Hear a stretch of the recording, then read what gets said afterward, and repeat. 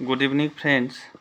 आज हम कुछ विशेष विषय को लेकर आपके समक्ष प्रस्तुत करने जा रहे हैं, जो कि इस प्रकार से है। क्योंकि काफ़ी सारे एग्ज़ाम एस्पिरेंट हैं और मुझे बता रहे थे सर कि आप हमें बताएं कि हमें किस प्रकार से अलाइड सर्विसेज की तैयारी करनी चाहिए।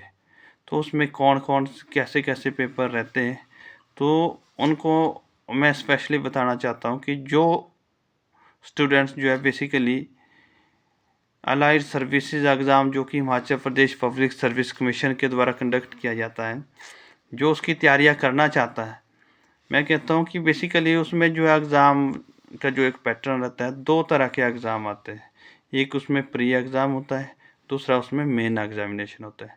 जो प्री एग्ज़ाम होता है, तो pre exam basically multiple choice question based होता है, जो कि 200 मार्क्स का होता है।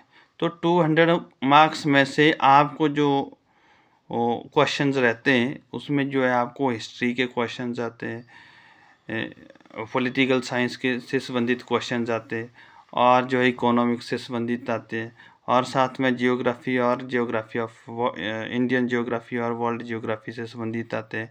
नेशनल और international burning issues current affairs के ऊपर जो प्रश्न बनते हैं वो भी आते हैं। और साथ में इसके रीजनिंग के काफ़ी सारे प्रश्न रहते हैं। मुझे लगता है कि भाई जो एस्पिरेंट जो स्टूडेंट जो कैंडिडेट्स तैयारी करना चाहते हैं, पहले प्री एग्जामिनेशन के लिए अच्छे से तैयारी कर लें। और इसके बावजूद जो मेन एग्ज़ाम रहता है, तो मेन एग्ज़ाम बेसिकली उसमें 3 तरह के पेपर रहते हैं। एक पेपर उसमें जनरल इंग्लिश का होता है, और दूसरा पेपर जनरल हिंदी का होता है। ये बेसिकली जनरल इंग्लिश का जो पेपर होता है, वो 150 मार्क्स का होता है। 150 मार्क्स का, जिसमें इंग्लिश ग्रामर बेस्ड सारी चीज़ें रहती है। क्योंकि उसमें जिस प्रकार से पैराग्राफ राइटिंग हुआ, प्रेसी राइटिंग हुआ, ऐसे राइटिंग हुआ, और ये सारी चीज़ें उसमें आती है। और उनके लिए इसके लिए स्पेशली मैं उन एस्पिरेंट्स को ग्रामर सजेस्ट करना चाहता हूँ। एक तो English grammar rain and Martin का ग्रामर अच्छा है, और दूसरा ग्रामर है नीतू सिंह का ग्रामर काफ़ी हद तक काफ़ी अच्छा है। और उसके लिए मैं कहता हूँ जो कैंडिडेट्स इसके लिए तैयारी करना चाहते हैं, वो इन 2 ग्रामर को विजिट कर सकते हैं। क्योंकि जो नीतू सिंह का ग्रामर है वॉल्यूम 1 वॉल्यूम 2 करके ये काफ़ी हद तक मोस्टली पॉपुलर ग्रामर है। जहाँ तक मुझे लगता है कि भाई अच्छा ग्रामर है, इसको ऑप्ट करने की ज़रूरत है।